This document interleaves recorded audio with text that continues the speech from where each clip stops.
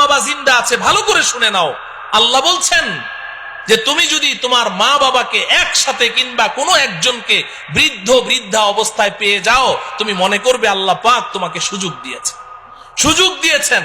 মাকে পেয়েছো, বাবাকে পেয়েছো, বা উভয়কে পেয়েছো, তো আমি আল্লাহ তোমাকে 5টা কর্মসূচি দিচ্ছি। কয়টা? খুব মনে রাখেন, 5 কর্মসূচি আল্লাহ দিয়েছেন। 1 নাম্বার হলো ফালা তাকুল্লাহুমা উফ। তুমি তোমার মা বাবার সামনে এমন কোনো কথা বলতে পারবে না, এমন কোনো কাজ করতে পারবে না যে তোমার কথায় কাজে কষ্ট পেয়ে তোমার মা কিংবা তোমার বাবা বলবে উফ। উফ শব্দটা তোমার মা বাবা যদি উচ্চারণ করেছে, তোমার জান্নাতের বাড়িতে আর যাওয়া লাগবে না। কিংবা তোমার মা বাবার কোনো কথা শুনে তুমি বিরক্ত হয়ে বললে উফ বাবা থামো তো, উফ মা চুপ করো তো, এই যে তুমি উফ বলেছো, তোমার জন্য জান্নাত হারাম হয়ে যাবে। লা তাকুল্লাহুমা উফ, 1 নাম্বার। 2 নাম্বার ওয়ালা তানহারহুমা। বাবা মাকে ধমক দিয়ে কথা বলিস না, ঝাড়ি মেরে কথা বলিস না। তোর হাতে, তোর শরীরে এখন অনেক শক্তি আছে, তো মা বাবা দুর্বল হয়ে গেছে, এখন মা বাবার সাথে ধমক দিয়ে কথা বলবি, ঝাড়ি মেরে কথা বলবি, আমি আল্লাহ এটা তোর জন্য হারাম ঘোষণা করলাম। ধমক দিয়ে কথা বলিস না, লা তানহারহুমা। 3 নম্বর কর্মসূচি ওয়াকুল লাহুমা কওলান কারীমা। মা বাবার সাথে নরম স্বরে, আদরের স্বরে কথা বলো, আদর করে করে মা বাবার সাথে কথা বলো। যখন মা বাবা বুড়া বুড়ি হয়ে যাবে, তো সে তোমার ছোট বাচ্চা, 3 বছর 4 বছরের বাচ্চার মতো হয়ে গেছে। তোমার 3 বছরের সন্তানটার সাথে হলো, তুমি যখন ঘর থেকে বের হও, তো বাচ্চাটাকে কোলে নিয়ে 2 গালে চুমু দিয়ে বলো আব্বু তোমার জন্য কি আনবো, মজা আনবো, তক্কেত আনবো, বিক্কু আনবো, কি ঢং করে করে তুমি কথা বলছো। তো তোমার বাচ্চাটার সাথে এত সুন্দর করে কথা বলো, মা বাবার সাথে কথা বলতে গেলে তখন তোমার মেজাজটা কেন খারাপ হয়ে যায়? সেম মা বাবার সাথেও আদর করে করে কথা বলতে হবে। ওয়াকুল্লাহুমা কওলান কারীমা।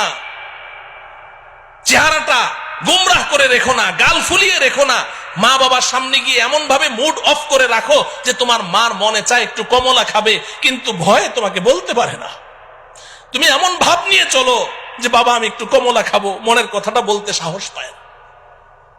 তুমি এমন ভাব নিয়ে চলো না, ধরা খেয়ে যাবে, সমস্যায় পড়ে যাবে।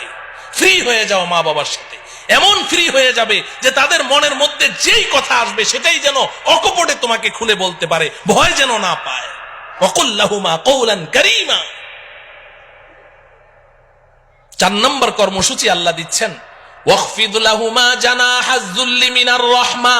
এই যুবক, মা বাবার সামনে তোমার বিনয়ের 2টো ডানা বিছিয়ে দাও।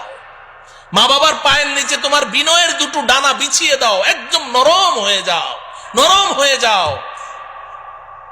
4টা কর্মসূচি আল্লাহ দিয়েছেন। এইভাবে মা বাবাকে লালন পালন করো। এক সময় মা বাবা চলে যাবেন, তুমি ঋণ পরিশোধ করতে পারোনি, কোনোদিনও পারবে না। তোমার গায়ের চামড়া খুলে দাও, তাও ঋণ পরিশোধ হয়নি। মা বাবা তো চলে গেছেন, 4 কর্মসূচি তুমি পালন করেছো। এবার আমি আল্লাহ তোমাকে 5ম আরেকটা কর্মসূচি দিচ্ছি। ওয়াকুর রাব্বিরহামহুমা ওয়াকুর রাব্বিরহামহুমা কামা রাব্বায়ানি সগীরা। সারাটা জীবন যতদিন জিন্দা থাকো, আমি আল্লাহর কাছে হাত দুটো তুলে চোখের পানি ছেড়ে বলতে থাকো, আল্লাহ গো আপনি যেভাবে বলেছেন চেষ্টা তো করেছি, কিন্তু মা বাবার হক তো আদায় করতে পারি নাই, আপনি তো নিয়ে গেলেন। আল্লাহ গো আমি যখন দুগ্ধপুষ্য শিশু ছিলাম, তখন আমার মা আমাকে যেভাবে আদর আহ্লাদ করে লালন পালন করেছেন, আমার বাবা যেভাবে আমাকে আদর সোহাগ করে লালন পালন করেছেন, আল্লাহ গো এখন তো আমার আব্বা আম্মা আপনার কাছে, আপনিও আমার আব্বা আম্মাকে ওইভাবে আদর সোহাগ করে লালন পালন